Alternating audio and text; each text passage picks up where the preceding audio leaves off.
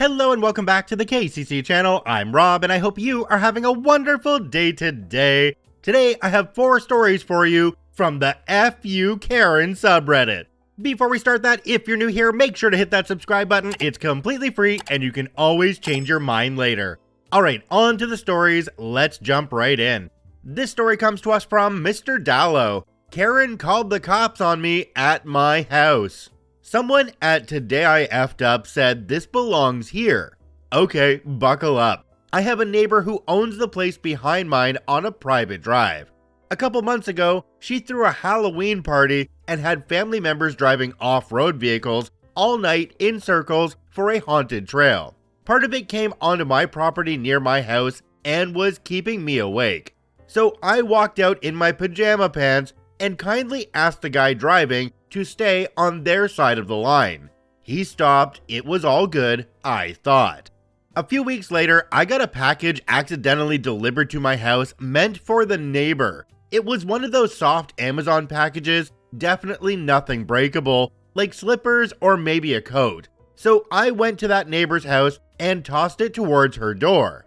Apparently, after this, she called my work demanding to talk to my boss and demanded I be reprimanded. She said I confronted her cousin and yelled at him to stop riding his ORV, and I callously threw her package at her house. Clear exaggerations of what happened. My boss explained that my work has nothing to do with a dispute between neighbors. She still wanted him to talk to me about it. My boss called me into his office and told me what happened. It was so embarrassing. Plus, I work for a notable firm in the area that doesn't appreciate negative PR. I decided not to make things worse and didn't confront her. It was so frustrating seeing her smugly drive by every day. Fast forward 4 months to today. I got home from work to find packages on my deck. I brought them inside and discovered one addressed to the neighbor. Yay! I decided to go for my evening walk as planned and figured I'd try to be the bigger man and return the package when I got back. The temptation to be petty was immense, admittedly. When I came back from my walk, I found the neighbor and her older daughter on my deck. She asked me if I had a package. I went inside and grabbed it and handed it to her. I told her I did not appreciate what she did by calling my boss and lying about the details. Well, that went about as well as you'd think. She accused me of stealing her package and told me it's a federal offense to mess with her mail. I told her I had planned to give her the package, but she was stuck on how it was inside my house. She asked me if I planned on throwing it like I did the last one. I told her if anything was broken, I'd gladly pay for it. Then she said it. She asked if I wanted her to call my boss again. My heart sank, and I told her to do whatever she wanted. She started to waddle away, and I started going back into my house. Then I heard her yelling at me again. She turned around and started screaming about how I took her mail. I turned away from my door and told her to leave and that she was trespassing. She wouldn't leave. I told her at least 10 times to just go. She kept yelling about calling my boss and telling me she had cameras. Well, so do I. I pointed at them and she finally left. And then the cops showed up. She is the main reason I put up cameras because of other stunts she's pulled, and thank God I got them.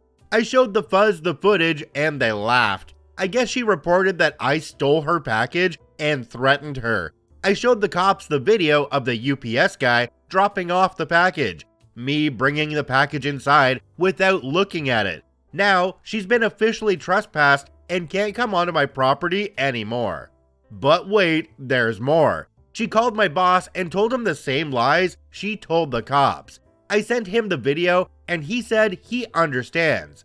Still a garbage situation to deal with. How do you all deal with neighbors from hell? Opie added an update down at the bottom. It says, update, met with an attorney, going to let things marinate for a bit. Yesterday was the only in-person negative interaction we've had, and I'm still putting together the other stuff she has done before, Facebook posts, etc. Also found out this woman had a kid with a married man expecting to ensnare him into a relationship. He decided he'd rather stay with his wife. A few years later, she doubled down, tried again, and had another kid with the same guy. He still stayed with the wife. So now, she lives off a dead-end job and child support. Jumping down to the comment section on this one, there's one from a user called Elfin. It says, "At least a carrier delivered her stuff to you. Does your stuff sometimes go to her? If not, you might take her stuff back to the carrier and tell them wrong address. Let them deal with her. It's their error." OP responded to this one and said, "As far as I know, she's never gotten anything of mine. I've gotten her stuff at least 5 times in the last few years." Another commenter down below called Move Your Bloomin' Butt said, "I don't know what state you're in. However, in mine, once you are trespassed by the police and violate that, you get arrested. Don't slack now. Watch your cameras. And if she trespasses again, call the cops. You can also go to the courthouse and get a no contact order. This would cover her calling your boss if she kept that up. Just let your cameras do their work. I swear, there is always that one craphead neighbor. Good luck, OP, and keep us posted." A trespass order and a no contact order are both great options, and they may help in the situation, but the only thing that's going to completely resolve this situation is OP or the Karen moving somewhere else. Sadly, that's just how it is.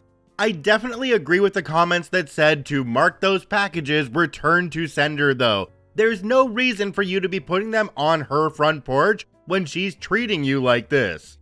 This story comes to us from Rogendo. "Karen wants me to control the behavior of customers. I work at a large storage facility. We provide carts for customers to move their goods as a courtesy and keep them evenly distributed between the 2 entrances to the building. They are available on a first-come, first-served basis. As I was doing my daily facility inspection, I got a call from my coworker in the office asking me to come speak to a customer because they had an angry confrontation with another customer. My immediate reaction was, so what? Mediating disputes between customers is not in my job description. Regardless, I took the elevator down to the back entrance where the argument occurred and talked to the customer back there. She explained they were using all of the carts to transfer goods between their new unit and their old unit, and when another customer had asked for one they currently had goods on, she had let them know that more carts were in the front of the facility. This triggered the person asking to start screaming, the phrase, "Why should I have to?" featuring prominently in the story. Screaming lady's husband got aggressive, so the cart-using customer's husband asserted himself without violence, and the other guy decided to go to the office and make it our problem. I get to the office and ask the Karens what happened, and immediately recognize the husband as someone that has thrown a tantrum over there not being a cart available for him immediately when he arrived a few months ago. They shared their side of the story, which also features the words, "Why should I have to?" and the same events, but casting my other customer and her husband as dangerous and psychotic potential murderers. Male Karen repeatedly states he will do whatever he has to do to protect his wife. I let him know if anyone does violence on the property, they will be evicted and reported to the police. He keeps saying that it's my responsibility as the facility manager to control my customers, and that if something happened to them, I would be the one at fault. I disagreed with him strenuously, stating that I can't control anyone and am not responsible for the behavior of my customers. They left in a huff, saying I'm not even a real manager. I let them know there are more carts in the front if they still need one. Jumping down to the comment section on this one, there's one from a user called Tony KRIJ. It says, "As a manager, you should be empowered to cancel their contract. You obviously have a different need than we can offer, so we hereby cancel your contract." OP responded to this one and said, "I'm a facility manager for a multi-billion-dollar storage company with a hefty corporate chain. I can take that kind of action, but it requires approval, and I have a decent sense of what will or won't play with my immediate superiors. This wouldn't have had any traction since no one was hurt and the threats were vague at best.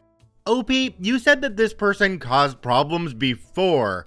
Are you really a manager if you're not able to make those decisions yourself on getting rid of people that are causing major problems? I mean, it really sounds like this customer wants you to control other customers' behavior, but this customer is the one who's actually causing the problem. This story comes to us from Vinny O'Neill. Karen tries to make her hair my problem.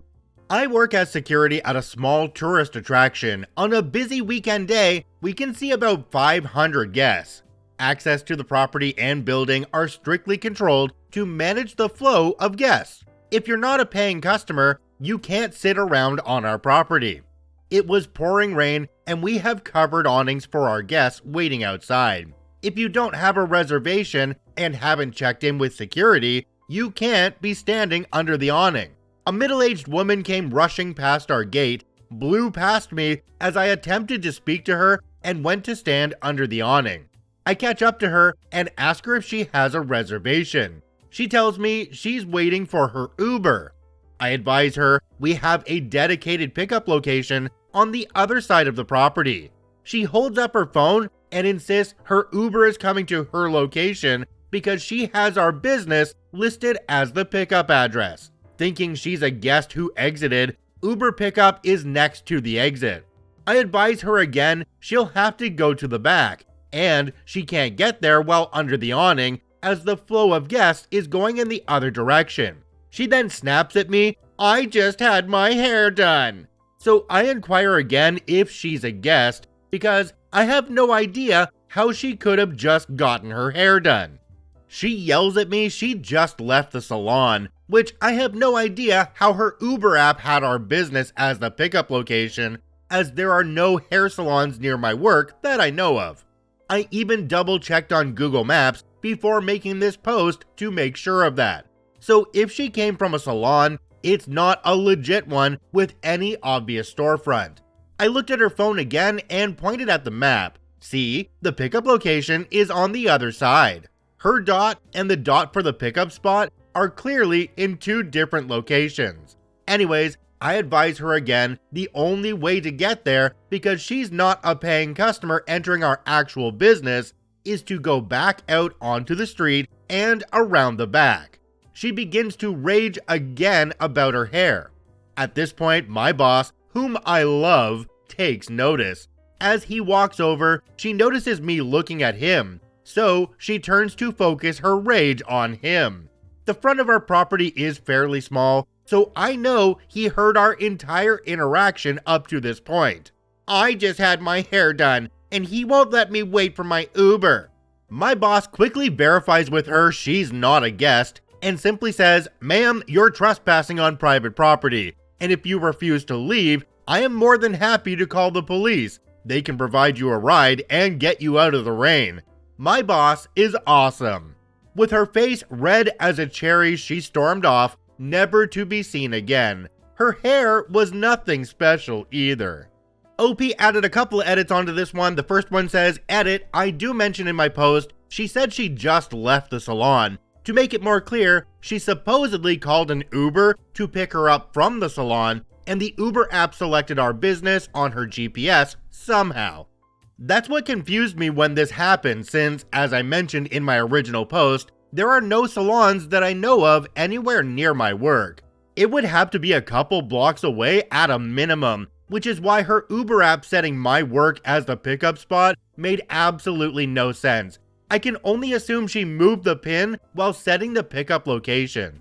The second edit says, "Edit 2, because people seem to not be able to read, it was not physically possible to allow her to wait in that spot for her Uber. Rain or not, we do not allow Ubers to pick people up from that location, because it is too small and dangerous. There is no room for them to turn around. And when we've had Ubers ignore us and try to pick people up there in the past, it has resulted in them hitting our fence, and even one of our guests on a previous occasion. Every single person who approached from that entrance that day, and any day it's busy, even the paying customers were required to walk around the outside. This Karen thought and acted like she was special, and different from everyone else because of her precious hair. Jumping down to the comment section on this one, there's one from a user called TY Days. It says, "Bravo, never give in to a Karen. They use their overblown sense of entitlement, usually threats to inform the manager, as a conceived scare tactic to get their way. You handled that perfectly, and your manager was also a star by completely backing you up and removing her, showing her that you had been correct all along, and he wanted her gone too."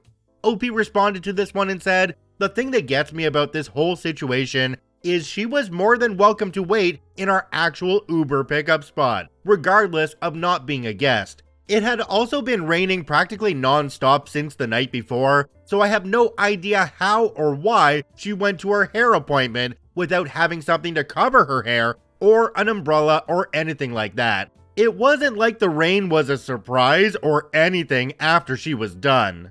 There's a bunch of people in the comments saying that OP was a bit of a jerk for not letting her stand there and wait, but OP did make it very clear that Ubers can't pick people up there because there's not enough room for their vehicles to go through without possibly hitting something.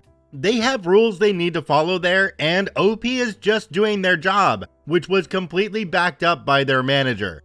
This story comes to us from Rubik's Rube, Hand Cream Karen. A popular cosmetic store is closing in my country. I went in yesterday after hearing of the closure to stock up on some hypoallergenic items, not knowing that they were already running their clear-out sale, making everything 75% off. To say the store was picked over was an understatement. It was darn near empty. I was lucky that they still had inventory on exactly what I wanted. When I got to the front of a very long queue, a wild Karen appears. Cutting in front of the line that is no less than 10 people deep, she demands that they look in the back for a rose-scented hand cream she was unable to find on the sales floor. The woman at the counter assured her that all the inventory they had was out on the floor, and that if she was unable to find the item, they were sold out. A normal person would accept that a store with mostly empty shelves probably does not have the inventory to fill those shelves. Not a Karen. She understood "we don't have it" to be the start of the conversation. The associate called out next, and as I approached the counter, Karen held out her arm to block me and said, "I'm not done yet." Karen is insistent that they find her item and will not take no for an answer. She continues to badger the employee, pulling out winning lines like, "It's the only item I can use. You had it yesterday. I have been a customer for years. This is the third store I've been to." The employee, with each statement, reiterates what you see is what we have. Still not satisfied, Karen of course asks for a manager, refusing to move until the manager appears. At this point, I say to her, "Could you please step aside while you wait so the line can progress?" This was met with her rudely telling me to mind my own effing business. I have done my time in retail and live for the moment when somebody pulls out an F-bomb, and I am sure the associate, having enough, was also happy to ask at this point that she leave the store immediately for being rude to other customers. Unfortunately, a Karen only has one mode, and that is escalate. I have now committed the cardinal sin of making a reasonable request of a Karen, and have inadvertently made myself a target too. She then turns back to me and yells, "See what you have done? I'm just trying to get some help here. Now they're throwing me out because you couldn't keep your mouth shut.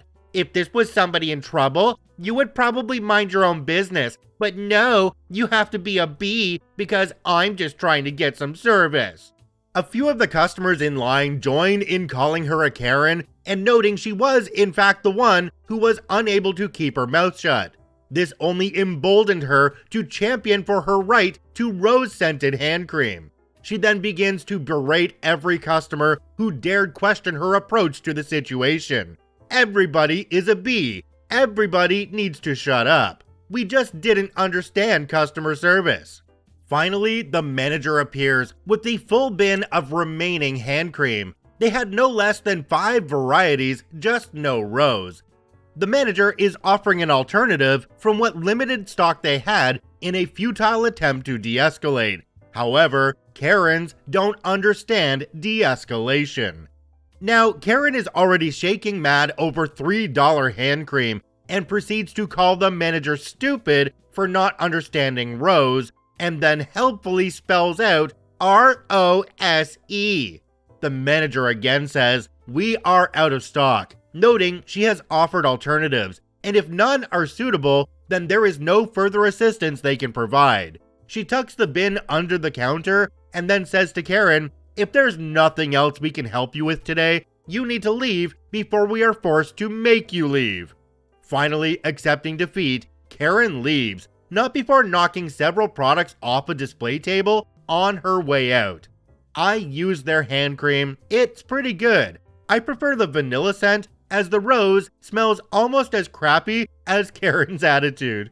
Jumping down to the comment section on this one, there's one from a user called Sao Paulo Dreaming. It says, "Great story, but if Karen had said to me, 'Mind your own effing business,' I would have said, 'No, I won't. Not when you are harassing the staff.' What are you gonna do, Karen? Call corporate and get me fired from the line?"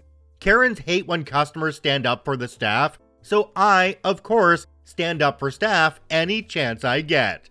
OP responded to this one and said, "Once the ice was broken, the sensible masses were all getting in shots. I did get in a 'you made it our business' by throwing a tantrum over hand cream. However, at that point, just about every customer in the store was in some way or another asking Karen to leave, calling her rude, and trying to drill in the employees could not help her further.